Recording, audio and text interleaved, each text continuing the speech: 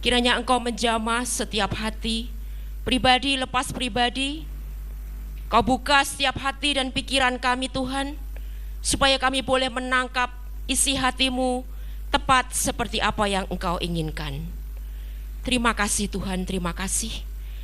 Mari kita semua yang siap untuk mendengarkan kebenaran firman Tuhan dan dengan sukacita ingin melaksanakannya, bersama-sama kita katakan amin. Shalom. Shalom. Bapak Ibu yang terkasih dalam Tuhan Yesus Kristus, terima kasih Bapak Lukas bersama dengan semua para pekerja di sini. Saya hari ini bisa berdiri di tempat ini ya. Ya, hari ini kita mau belajar akan kebenaran firman Tuhan. Saya berikan judulnya adalah Tuhan adalah Gembalaku ya. Diambil dari Mazmur 23. Mazmur ini pasti Bapak Ibu sudah sering mendengarnya. Tapi pagi hari ini saya akan mengajak kita semua belajar lagi lebih dalam akan setiap ayat demi ayat, karena ternyata ini Mazmur yang luar biasa ya. Demikian firman Tuhan. Mazmur Daud, Mazmur 23. Tuhan adalah gembalaku, takkan kekurangan aku. Ia membaringkan aku di padang yang berumput hijau. Ia membimbing aku ke air yang tenang. Ia menyegarkan jiwaku. Ia menuntun aku di jalan yang benar oleh karena namanya. Sekalipun aku berjalan dalam lembah kekelaman, aku tidak takut bahaya, sebab Engkau besertaku. Gadamu dan tongkatmu, itulah yang menghibur aku.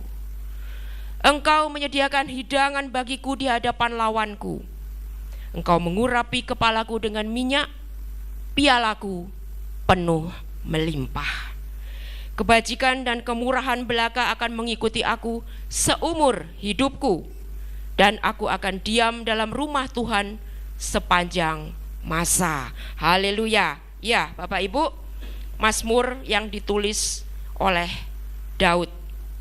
Kita lihat ya, di ayat pertama dikatakan di sini, Tuhan adalah gembalaku. Bapak Ibu, dalam hubungan kita dengan Tuhan, itu ada banyak sekali posisi kita dengan Tuhan ya. Contohnya, kita ini anak, Tuhan adalah Bapak kita ya. Kemudian apalagi? Kita ini murid, Dia adalah Sang Guru kita. Kita ini pendosa, Dia adalah Allah yang mengampuni dosa-dosa kita. Nah, tapi di dalam Mazmur 23 ini, Daud ini menuliskan sebuah hubungan yang menunjukkan sebuah posisi antara seekor domba dan gembalanya. Karena itu dia memberikan judul di Mazmur ini, Tuhan adalah gembalaku. Kita tahu bahwa Daud ini adalah seorang yang mempunyai profesi sebagai gembala. Sebelum dia diurapi, sebelum dia menjadi raja, Daud ini adalah seorang gembala. Gembala dari 2-3 ekor kambing domba. Gak banyak Bapak Ibu, bukan puluhan, bukan ratusan. Dombanya cuma 2-3 ekor. Makanya Daud ini seringkali seperti dilecehkan gitu ya. Pada waktu dia datang, ada rame-rame, ada Goliat yang harus dihadapi. Daud datang itu cuman bawa rantang kok, cuman bawa bekal makanan, bukan mau lawan Goliat. Dia cuman bawakan makanan untuk kakak-kakaknya. Kalau kakak-kakaknya dihargai karena mereka tinggi besar, mereka itu dilatih jadi prajurit. Jadi datang ke sana dihargai. Tapi Daud bukan. Dia cuman bawa rantang. Dia lihat ada apa ini. Kemudian diusir. Kamu ngapain ke sini? Pulang sana. Kamu kan tugasnya jaga kambing domba. Ini peperangan besar, kamu tidak mungkin bisa melawan raksasa Goliat. Itulah Daud ya.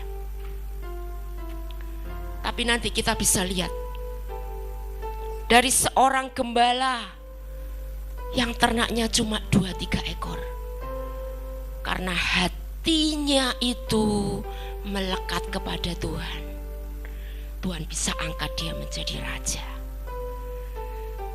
Kita bisa membayangkan ketika Daud menuliskan Mazmur ini. Dia berkata, Tuhan adalah gembalaku. Karena Daud ini tahu persis dia sendiri seorang gembala. Setiap hari dia bawa kambing dombanya. Setiap hari dia jaga. Setiap hari dia lindungi. Sambil mungkin dia itu tiduran di padang rumput, dia lihat domba-dombanya itu. Ini kan domba-domba ini binatang yang dikategorikan hewan yang lemah, Bapak Ibu ya. Domba itu tidak punya cakar, domba itu tidak punya tanduk. Kalaupun ada, tapi tanduknya itu tidak punya fungsi untuk menyerang musuh.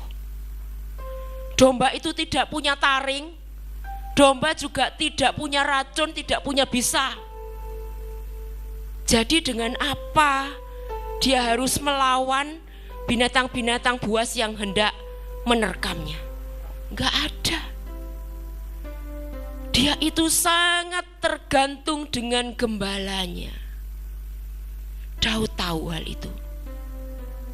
Sambil dia menunggui mereka di padang rumput, Daud mungkin melihat, aduh, kambing-kambingku ini, dombaku, binatang yang sangat lemah. Tapi aku menjadi gembala yang selalu siap sedia. Aku selalu pasang badan kalau ada binatang buas yang mau terkam domba-dombaku. Itulah Daud. Dia tahu persis domba ini sangat membutuhkan seorang gembala yang baik. Gembala yang baik itu adalah gembala yang merasa memiliki domba-dombanya. Bukan seperti gembala upahan. Kalau gembala upahan dia tidak merasa memiliki. Ini bukan punyaku kok. Kalau 1 ekor diterkam serigala ya masa bodoh lah. Aku gak rugi. Yang rugikan majikanku. Tapi kalau gembala yang merasa memiliki domba-dombanya, dia tahu persis setiap nyawa domba-dombanya itu ada tanggung jawabnya di tangan dia. Daud tahu hal ini. Dan domba-domba ini adalah hewan yang selalu diincar, Bapak Ibu. Diincar serigala, ada beruang, mungkin ada singa. Kalau kita baca dalam Alkitab, ketika domba ini mungkin digigit, diterkam binatang buas, Daud itu tidak pernah tinggal diam loh. Dia kejar. Bahkan kalau sudah digigit, diambil dari binatang buas itu. Seolah-olah dia mau berkata, ini dombaku, ini punyaku. Segitunya Daud merasa memiliki domba-domba yang dia kasih. Karena itu di dalam Mazmur ini, kita tahu Daud ini seorang pemazmur ya. Mazmur itu seperti puisi, Bapak Ibu. Mazmur ini kata-katanya sungguh indah jika direnungkan. Maka di sini Daud menuliskan, Tuhan adalah gembalaku. Dia tahu bahwa kita ini seperti domba. Manusia ini sangat lemah. Manusia ini sebetulnya punya kekuatan apa? Gak ada kok. Apa yang bisa kita banggakan? Kecuali hidup mati kita itu hanya di tangan Tuhan. Kecuali segalanya yang ada itu semua hanya karena kasih karunia Tuhan. Maka di sini Daud berkata, Tuhan adalah gembalaku, seperti kita semua, domba-dombanya Tuhan, orang-orang percaya yang sungguh hidup kami ini bergantung kepada Sang Gembala kita, Tuhan Yesus Kristus. Kalimat yang berikutnya dikatakan demikian, takkan kekurangan aku. Sebetulnya Bapak Ibu, ayat 1 ini adalah sebuah ayat yang isinya adalah sebuah kesimpulan. Ya. Kesimpulan dari seluruh Mazmur 23 ini sebetulnya adalah Tuhan adalah gembalaku, takkan kekurangan aku. Tapi Daud menaruh kesimpulan ini di ayat pertama. Nah, sekarang kita ingin tahu kan, kenapa ya kok Daud itu bisa memberikan suatu kesimpulan bahwa kalau Tuhan adalah gembalaku, maka aku tidak berkekurangan. Kenapa? Kalau kita memposisikan diri kita sebagai domba dan Tuhan adalah gembala, maka kita itu harusnya berani loh berkata, Tuhan gembalaku, aku tidak kekurangan. God is enough for me. Karena punya Tuhan itu cukup buatku. Nah, sekarang kita mau lihat ayat per ayat ini.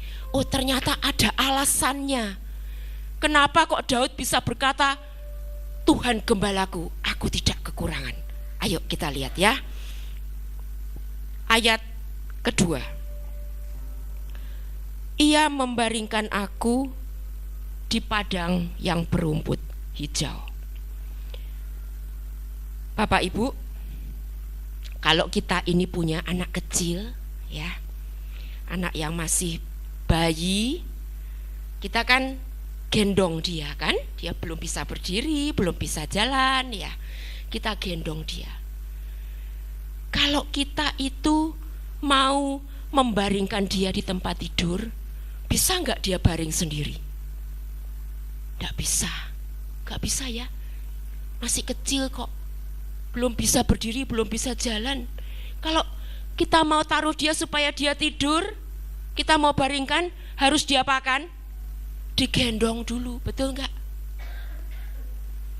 Harus digendong dulu supaya anak kita bisa beristirahat. Kita harus gendong dia dulu, baru kita baringkan dia. Ini kata-kata yang dipilih oleh Daud. Ia membaringkan aku. Artinya apa? Tuhan itu gendong kita. Tuhan itu menggendong Bapak, Ibu, dan saya. Karena apa? Karena Tuhan tahu kita ini orang yang lemah. Karena Tuhan itu tahu kalau kita nggak digendong, kita itu tidak akan kuat. Tuhan juga tahu kalau kita tidak digendong, kita itu suka sibuk dengan urusan kita sendiri. Seperti anak kecil ya, anak yang masih 1 tahun, 2 tahun, mungkin lari ke sana, lari ke sini, ayo tidur, wah nggak peduli dia, lari lagi ke sana, lari ke sini.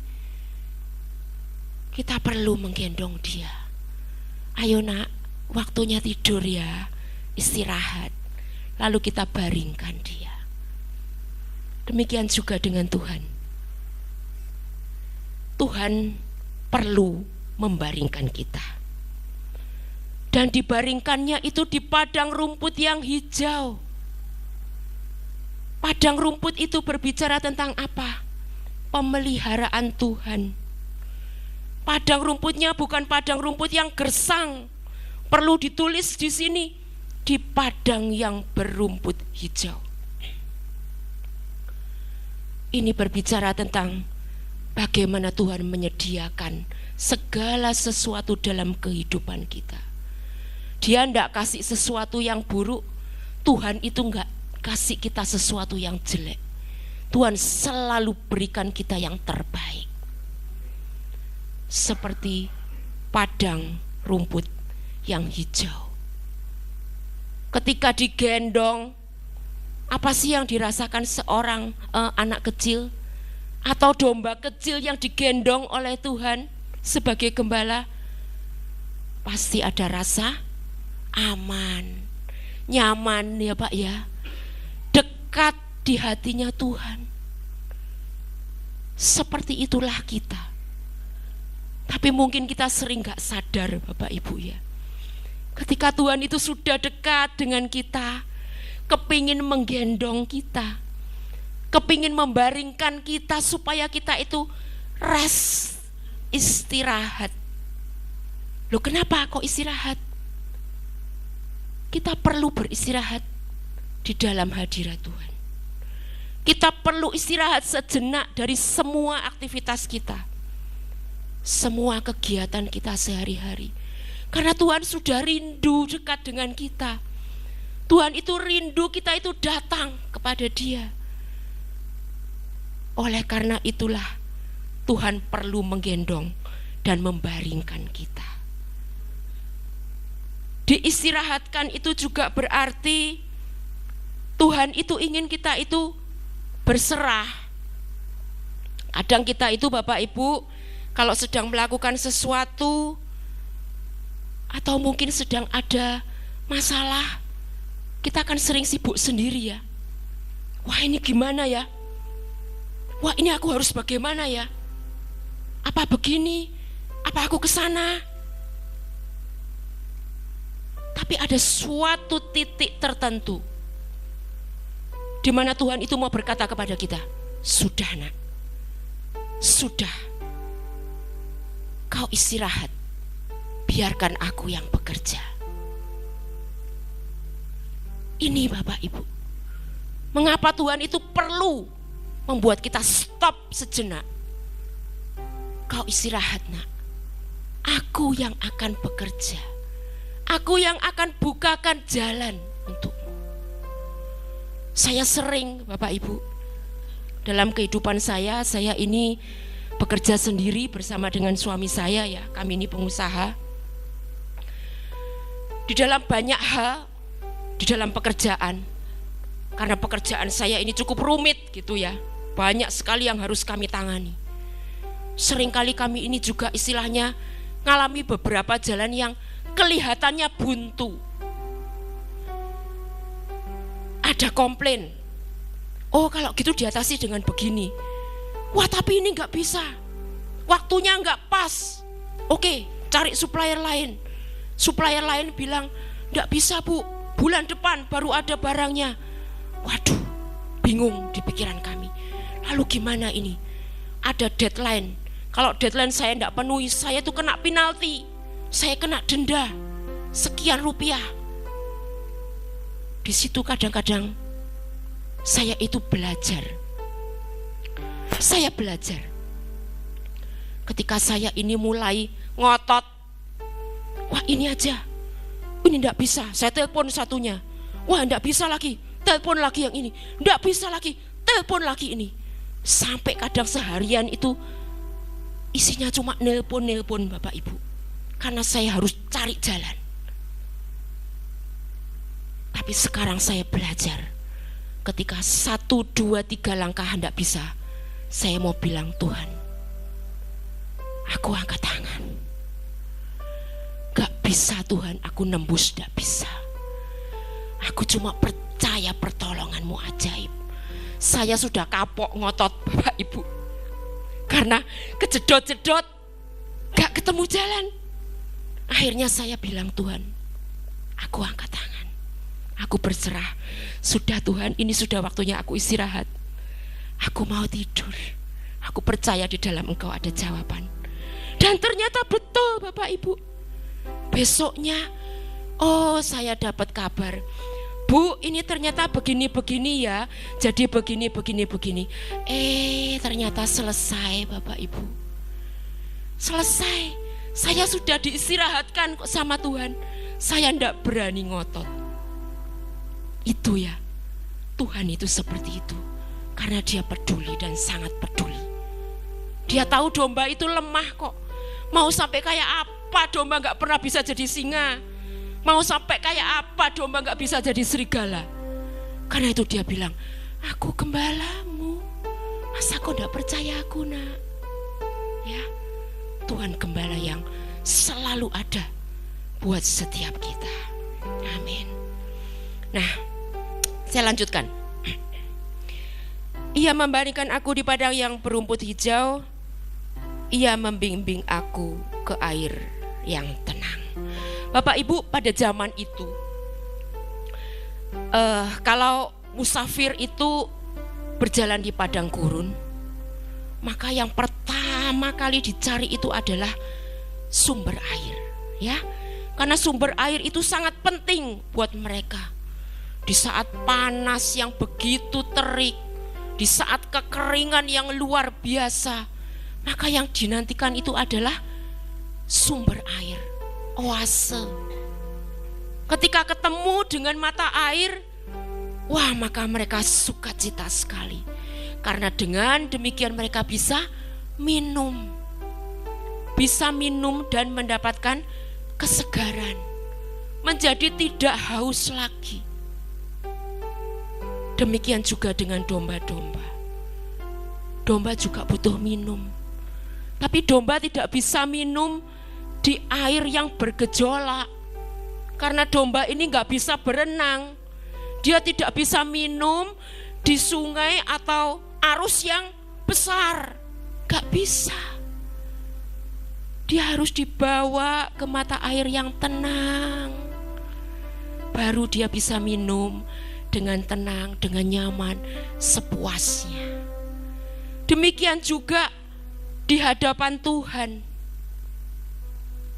Tuhan itu juga ingin loh, kalau kita itu datang di hadiratnya, biarlah kita jumpa dengan air hidup itu, air yang mengaliri jiwa kita, sehingga kita tidak haus lagi. Ketenangan itu hanya ada di dalam Tuhan, amin. Dalam tinggal tenang dan percaya terletak kekuatanku. Kalau kita sibuk, bingung sendiri, ada kekuatan gak? Gak ada. Gak bisa mikir, bener ya? Kalau bingung sendiri tuh gak bisa mikir. Akhirnya bisa salah jalan, bisa salah mengambil keputusan, karena gak tenang. Hanya ketika kita tenang, kita bisa mulai berdoa. Kita bisa tanya sama Tuhan, Tuhan, tolong Tuhan, aku menghadapi seperti ini, aku harus bagaimana? Tuhan, ini anakku kok sakit, aku harus bagaimana? Tuhan, aku besok harus bayar tagihan Tuhan, uangnya belum ada, aku harus bagaimana? Tuhan, ini masalahku seperti ini Tuhan, aku harus bagaimana? Kita mulai bisa tenang, mulai bisa minta tuntunan Tuhan. Karena sering kali Roh Kudus itu berbicara dengan lembut, Bapak Ibu.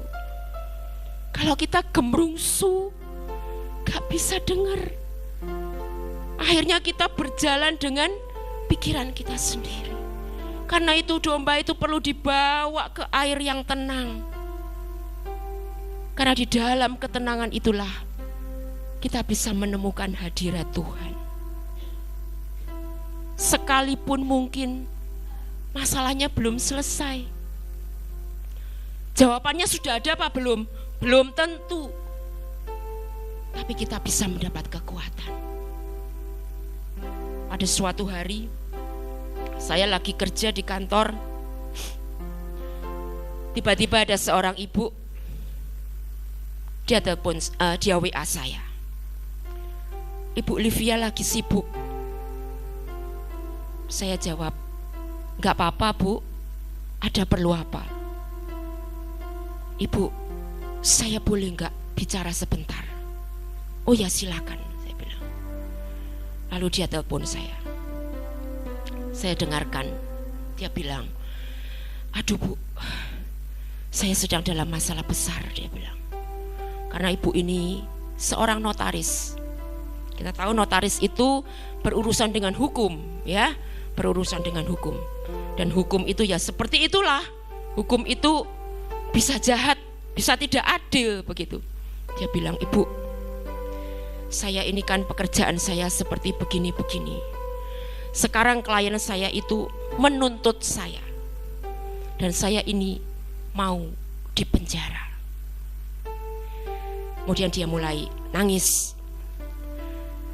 Pada waktu itu saya juga sedang ditunggu untuk mengirimkan email, Bapak Ibu. Karena email saya itu sedang ditunggu oleh klien saya. Kemudian saya bilang, oke Bu, bisa enggak 2 menit lagi saya telepon ya. Saya kirim email sebentar ini dulu, nanti saya telepon ibu. Oh iya ya Bu, enggak apa-apa. Telepon ditutup, saya di depan laptop saya kirim email. Sambil saya kirim email, hati saya tuh enggak tahan. Saya sambil kirim email, saya berdoa. Duh Tuhan, minta belas kasih-Mu Tuhan. Tolong Tuhan, ibu ini tolong. Kemudian saya mulai berbahasa roh, bahasa roh. Sambil tangan saya ngetik, Bapak Ibu, saya kirim email. Sudah, saya kirim send. Kemudian saya langsung telepon lagi ke ibu ini. Begitu saya telepon ibu ini, saya bilang, Bu, ibu ini langsung bilang gini, loh, Bu Livia sudah doakan saya ya? Ibu sudah doakan saya ya? Loh, padahal saya belum ngomong apa-apa loh ini. Loh, kenapa Bu? Saya tanya gitu. Bu, 1 menit yang lalu saya seperti merasa dijamah Tuhan. Loh, padahal kan ibu janjinya nanti telepon baru doakan. Tapi saya tahu ibu sudah doakan saya. Dia bilang gitu. Oh, ibu merasa begitu. Saya merasa tiba-tiba saya dikuatkan, Bu. Saya merasa tiba-tiba saya tidak takut lagi. Ibu itu bilang begitu kepada saya. Saya bilang, iya Bu. Tadi waktu saya kirim email, saya bahasa roh. Saya minta belas kasih Tuhan turun atas ibu. Terima kasih ya ibu. Terima kasih. Ibu harus tetap kuat, saya bilang. Ibu harus tetap kuat. Tuhan itu pembela ibu. Kalau ibu tidak bersalah, ibu tidak melakukan pelanggaran hukum apapun, ibu jangan takut. Tuhan pasti bersama dengan ibu. Saya bilang seperti itu. Ya Bapak Ibu. Jadi ketika bersama dengan Tuhan, kita itu bisa dikuatkan. Ketika berada dalam ketenangan bersama dengan Tuhan, kita mendapatkan kekuatan yang baru. Itu yang Daud ingin sampaikan kepada kita, ya.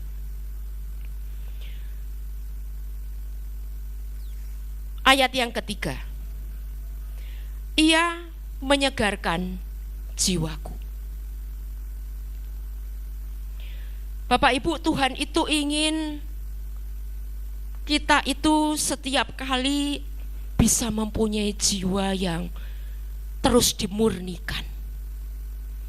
Jiwa kita ini kan tempat segala macam, segala sesuatu ya. Contohnya, kalau kita lihat di medsos, apa yang ada di hadapan kita, wah itu banyak sekali. Bermacam-macam yang kita lihat, bermacam-macam yang kita dengar, mulai dari yang paling kudus sampai yang paling tidak kudus, mulai dari yang sangat bermanfaat sampai semua sampah bisa ada di situ. Itu masuknya di mana? Masuknya di jiwa, masuknya di pikiran kita. Kita tangkap dengan panca indera, mungkin kita lihat, mungkin kita dengar perkataan-perkataan yang enggak baik, perkataan-perkataan yang sia-sia, video-video yang kadang-kadang apa ya ini, mungkin kita kepo ingin tahu, tapi ketika diklik, waduh, isinya kok sumpah serapah. Itu semua masuknya mendaratnya di pikiran kita. Itu mengotori jiwa kita, Bapak Ibu.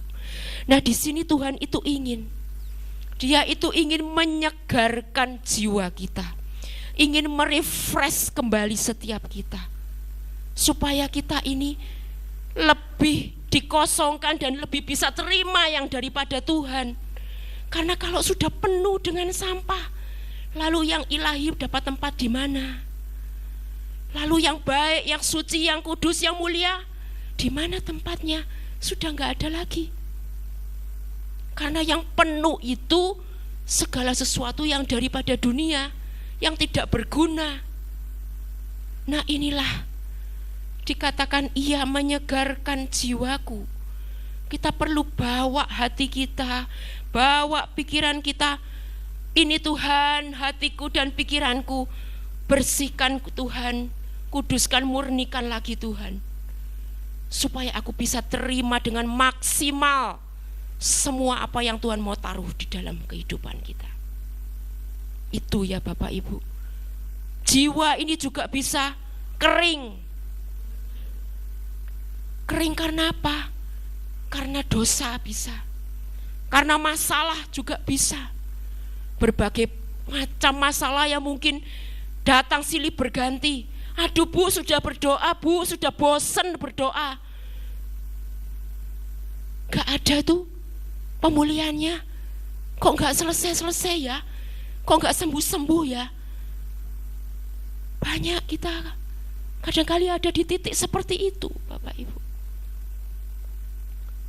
Makanya di sini kita perlu merefresh kembali, supaya jiwa kita tidak kering, supaya kita tidak menjadi suam.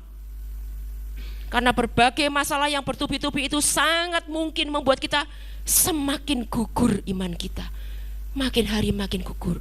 Terus lama-lama bilang, sudah aku gak usah ibadah, aku gak percaya Tuhan bisa tolong aku. 2 bulan yang lalu saya juga di WA seorang teman saya. Sebetulnya saya sudah lama tidak berkomunikasi dengan ibu ini. Ini ibu yang lain ya, bukan yang tadi. Saya sudah lama gak komunikasi dengan ibu ini. Cuman hari itu tiba-tiba dia WA saya dan dia bilang, Ibu Livia, boleh mengganggu sebentar Bu? Gitu. Oh iya Bu, ada apa? Kok dungaren? Saya bilang gitu, wah dungaren, ibu ini kok WA saya gitu. Ah iya, aku kok tiba-tiba teringat sama ibu katanya. Ya gak apa-apa Bu, mau telepon? Iya saya telepon ya Bu. Lalu dia telepon saya. Bapak Ibu, memang benar ya, kalau dikatakan hari-hari ini adalah jahat. Hari-hari ini memang hari-hari yang sulit. Di luar sana itu memang yang namanya serigala dan singa itu seperti mengaum-ngaum, mencari mangsa anak-anak Tuhan. Kehidupan perekonomian sedang tidak mudah. Orang bisa mencari uang itu dengan berbagai macam hal yang menurut saya, waduh sangat jahat. Lalu ibu ini mulai cerita kepada saya. Intinya dia ditipu oleh seorang pria dan nilainya itu nilai yang fantastis Bapak Ibu, 2 miliar.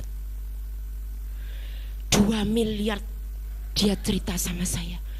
Aku ini habis Bu, 2M, mobil-mobilku sudah gak ada semua. Aduh saya tuh heran.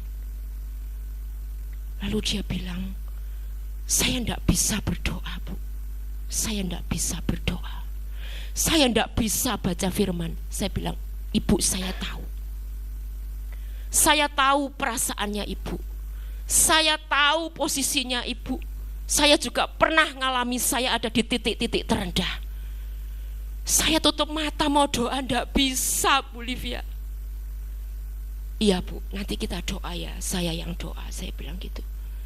Lalu saya bilang, Ibu kalau enggak bisa doa, Ibu buka Mazmur. Ibu cuma baca aja, enggak usah kepengin ngerti Bu. Saya bilang, nanti ada Roh Kudus yang nuntun, nanti ada kekuatan Allah di dalam setiap perkataan ayat firman.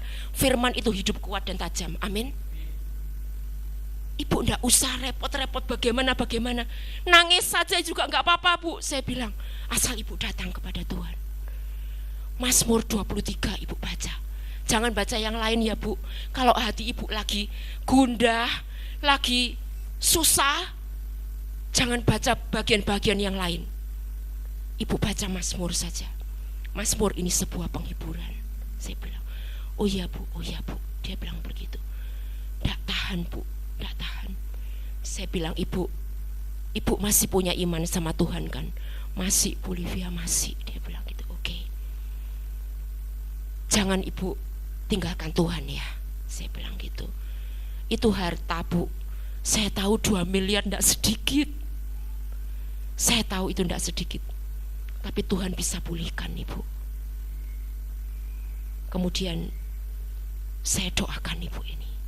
Sekarang ibu tutup mata, ibu diem biar saya yang berdoa.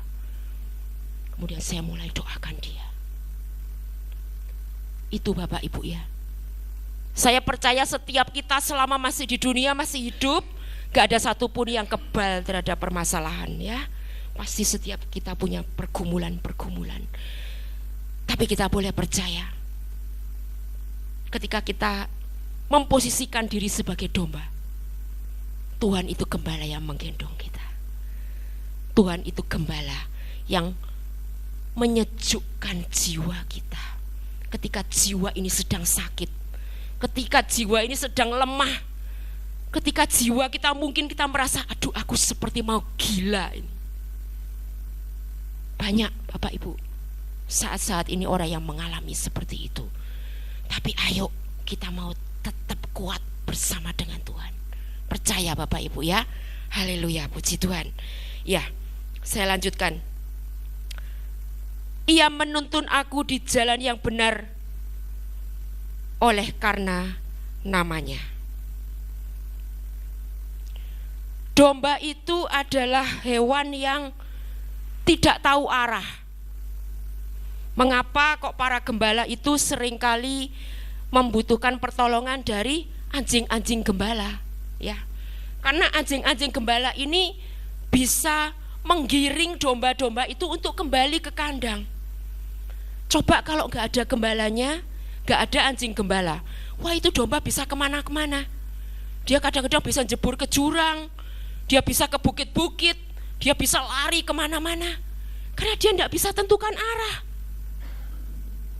Domba itu harus dituntun, domba itu harus digiring, dia harus diarahkan kepada suatu tujuan tertentu. Nah demikian juga dengan kita. Kita ini seperti domba. Ibarat kita ini adalah manusia, orang-orang yang tidak tahu arah kemana ketika kita hidup. Nanti mau kemana ya arahnya? Nanti setelah mati mau kemana? Saya tanya kepada seorang pengusaha, Pak nanti kira-kira kalau sudah tutup mata dari dunia kemana Pak? Jawabnya gini, ya sudah selesai atau Bu, seperti komputer itu loh dimatikan, on off begitu. Oh, ternyata ada yang seperti itu. Berarti tidak kenal Tuhan, tidak kenal kehidupan setelah kematian. Oh gitu ya Pak, iya, ya sudah selesai.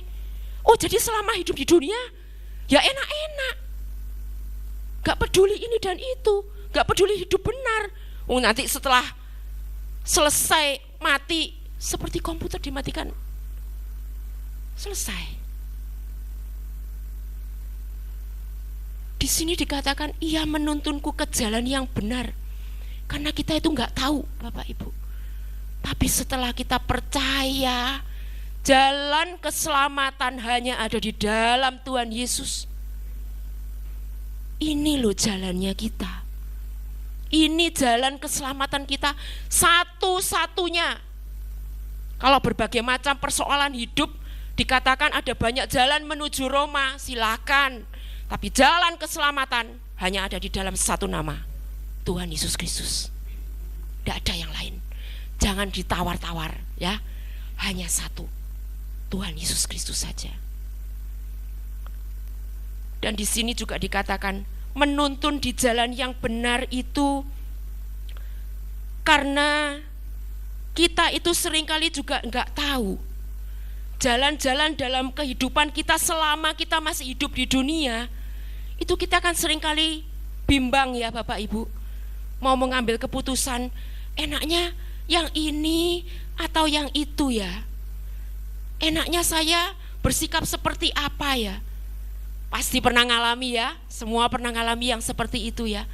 Nah di sini ini kita perlu dituntun oleh Tuhan. Perlu diarahkan, Tuhan, aku ini mau mengambil keputusan seperti ini. Misalkan anak mau sekolah, atau anak mau kuliah di mana? Atau misalkan mau beli rumah yang di mana? Atau mau kerja, aku diterima di sini juga diterima di sini. Yang mana Tuhan? Pasti pernah ngalami yang seperti itu ya. Nah disinilah kita perlu dituntun sama Tuhan. Karena kita seperti domba, gak tahu jalannya. Kalau gak dituntun kita bisa salah arah. Maka itu dikatakan, Ia menuntun itu bukan hanya untuk menuntun kita setelah kita selesai di dunia ini, tapi juga menuntun pada saat kita masih hidup di dunia ini. Dituntun di setiap masalah kita, di setiap kita mau mengambil keputusan. Tahun 2019, Bapak Ibu, saya bersaksi. 2019 kami ini secara ekonomi habis-habisan. Setiap hari suami saya lihat di gudang, dia lihat ada kursi, tanya sama saya, ini tak jual yo? Ya, jualan. Ditawarkan di online, laku, dapat uang 300.000, bisa menyambung hidup. Besoknya lagi, dia cari lagi, ini lukisan ini kan sudah gak seneng ya, aku jual ya. Iya, jualan. Saya bilang gitu, dijual, Bapak Ibu, dijual. Kemudian di tengah situasi yang seperti itu, kemudian dia itu mau bergabung dengan adiknya. Adiknya ini punya sedikit modal. Ayo, mau cari tempat kecil-kecilan di Bali, mau dibuat villa untuk penginapan ya. 2019 sebelum pandemi. Kemudian suami saya bilang gini, mungkin ini bisa ini katanya. Terus saya bilang, lah duitnya sopo? Ini nanti sama adikku katanya. Ya sudah, kamu jajaki dulu, saya bilang gitu. Kemudian dia mulai ke sana, mulai menjajaki ini dan itu. Tapi hati saya tidak sejahtera. Saya tidak sejahtera. Dia tanya sama saya, suami saya, gimana? Ini loh ada tempat. Dia foto-fotoin, dia tunjukkan ke saya kan di Surabaya. Saya bilang, kalau aku enggak, saya bilang gitu. Loh ini begini gitu. Sampai 1 minggu, Bapak Ibu, dia jajaki terus. Kalau gitu aku ganti yang ini. Ditunjukkan saya lagi. Saya bilang, gimana? Aku enggak sejahtera, saya bilang gitu. Tapi dia ngotot. Ya saya ini kan istri ya. Saya cuma bilang gini, Tuhan, aku tidak sejahtera Tuhan, tapi semuanya terserah Engkau. Kalau ini adalah jalan yang Kau bukakan untuk memulihkan keadaan keuangan kami ya, Tuhan berikan kelancaran semuanya. Tapi kalau ini bukan jalan dari Engkau, tolong ditutup Tuhan. Kami ini sudah habis-habisan. Saya bilang gitu. Sudah beberapa tempat dilihat, akhirnya gak jadi. Tapi saya sudah gak mau ikut-ikut, Bapak Ibu ya, daripada nanti ribut, saya gak mau ikut-ikut. Saya bilang sudah terserah. Akhirnya suami saya kembali. Terus dia bilang, saya tanya, gimana? Jadi enggak? Sementara enggak dulu dah. Kayak gitu. Loh kenapa? Iya, yang ini cukup bagus, tapi kok ada kendala, orangnya mintanya gini, pembayarannya gini katanya. Ya sudahlah, sudah tenang aja, saya bilang gitu, enggak apa-apa, hidup seadanya, saya bilang. Ya sudah, Bapak Ibu, 2 bulan kemudian pandemi. Itu di Bali semua hotel tutup, itu semua villa enggak ada yang laku. Saya bilang puji Tuhan. Andai kata hari itu dijadikan, apa saya enggak tambah terpuruk? Sudah dananya pas-pasan, minim-minim. Ternyata 2 bulan kemudian pandemi. Saya bilang, ini loh, makanya harus tanya Tuhan. Apa-apa tanya Tuhan. Kita minta dituntun karena kita enggak tahu. Kita masih ada di masa ini kan, Tapi Tuhan itu sudah di masa yang di depan. Jadi Tuhan sudah tahu. Kalau kita masih di sini nggak tahu ke depannya gimana. Tapi Tuhan sudah tahu. Jangan nak, jangan. Ini nanti akan begini-begini. Seperti itu ya Bapak Ibu. Makanya kita perlu untuk dituntun di jalan yang benar. Sekalipun aku berjalan dalam lembah kekelaman, aku tidak takut bahaya. Ayat 4 ini adalah sebuah ayat yang agak ekstrim ya. Karena tadi yang pertama dikatakan, ia membaringkan aku, ia menuntun aku, ia membimbing aku. Loh kok tiba-tiba di ayat 4, aku berjalan dalam lembah kekelaman, aku tidak takut bahaya sebab engkau besertaku. Mengapa? Karena setiap kita, Tuhan itu tahu, pasti punya yang namanya lembah kekelaman ya. Ini kalau di dalam terjemahan yang lain, bukan hanya lembah kekelaman, tapi dikatakan lembah bayang-bayang maut. Artinya sesuatu kondisi yang sampai mengancam nyawa kita. Kalau hal ini dituliskan oleh Daud, memang pantas ya, karena Daud itu kan dikejar oleh Saul.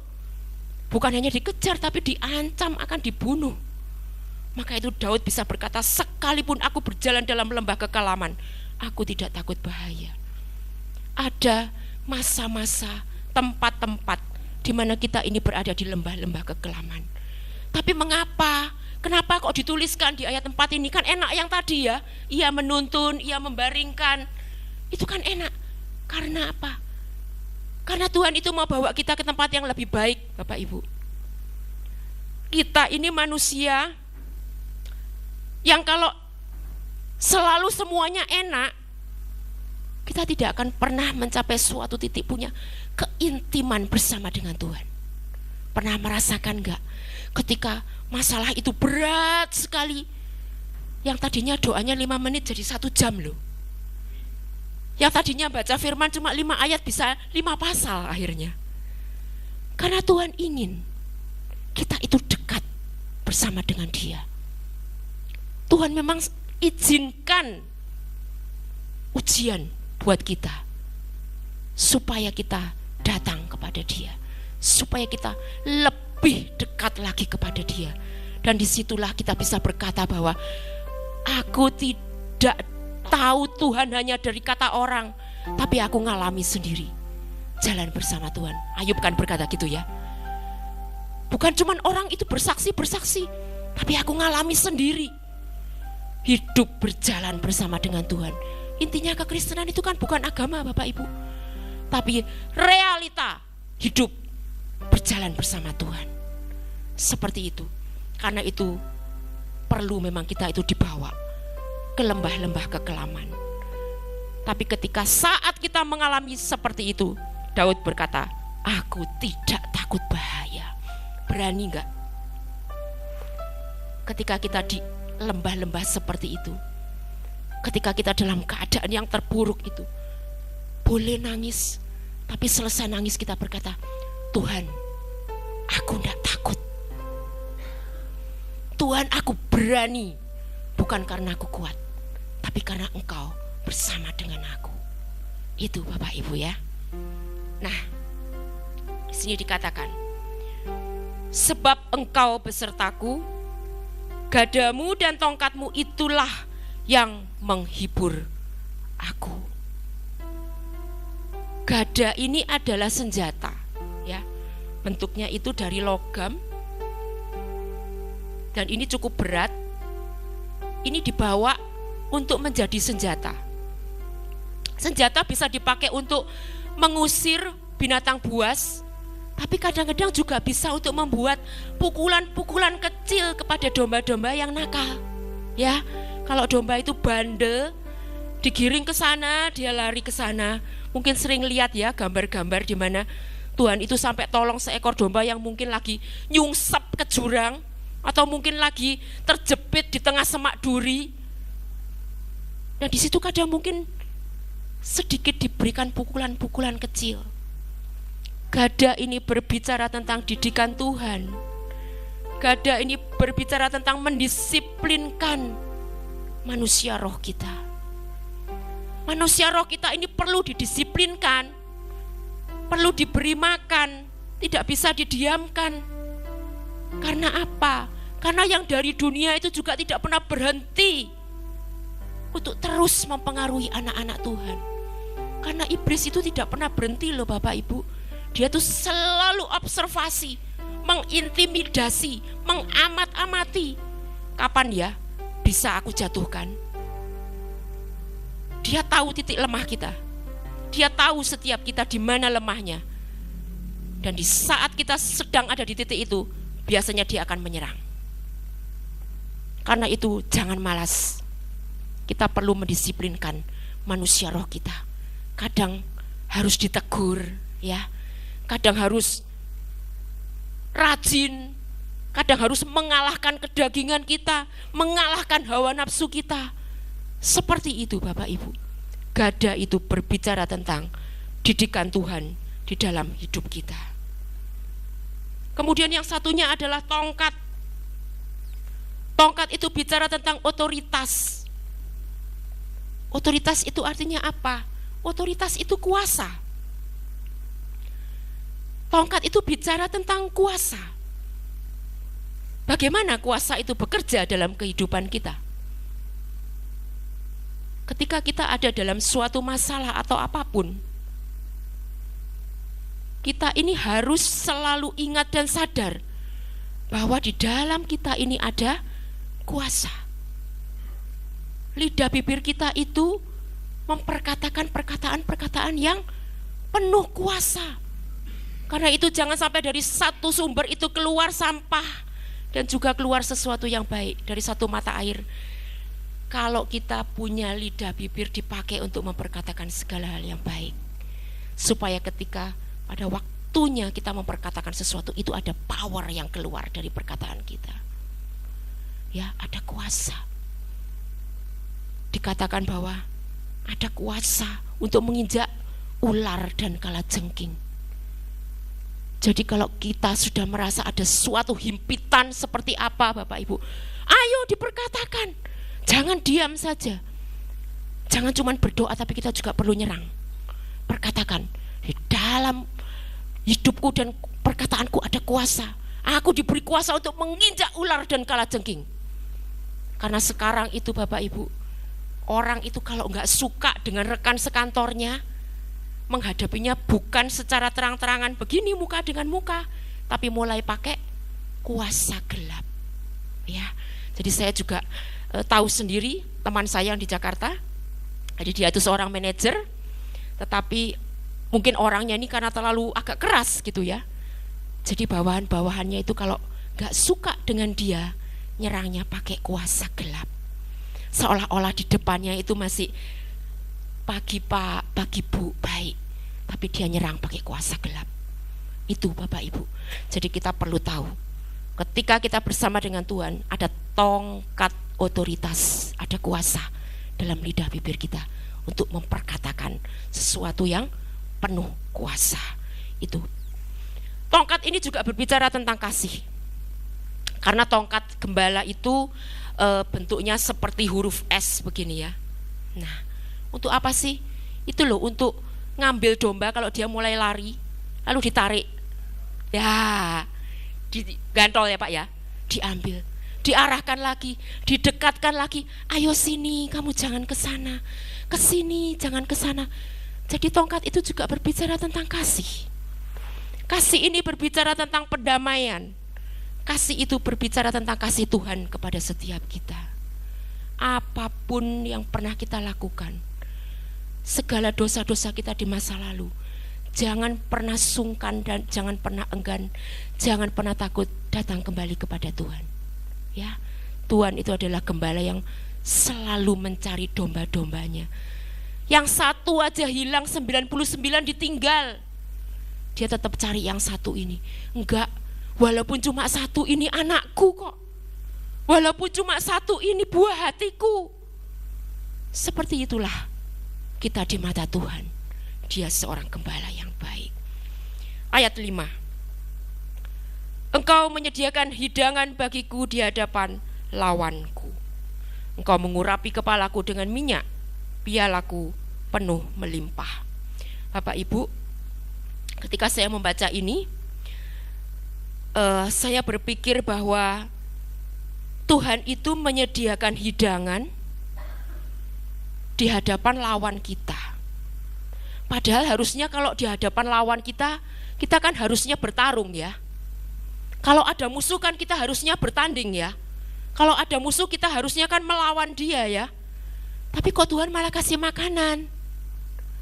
Bahkan dalam terjemahan yang lain itu dikatakan hidangan itu 6 macam hidangan. Wah, itu berarti ada buah, ada sayur, ada daging, ada nasi, ada susu, ada minuman enak. Berarti Tuhan menyediakan secara lengkap. Dan Tuhan menyediakan itu ketika ada lawan kita. Artinya apa? Artinya Tuhan yang berperang ganti kita. Kalau ada lawanmu, kamu makan aja. Tuhan yang berperang buat kita kok. Tuhan yang bekerja buat kita. Ia menyediakan hidangan bagiku di hadapan lawanku. Jadi di hadapan musuh kita tinggal makan. Tuhan yang gerak buat kita. Luar biasa Bapak Ibu ya. Luar biasa Tuhan itu memelihara kita seperti itu. Dalam keadaan kita sedang terpuruk sekalipun. Mungkin seperti punya musuh, atau mungkin seperti ada orang yang sedang mengejar-ngejar kita, mengintimidasi kita.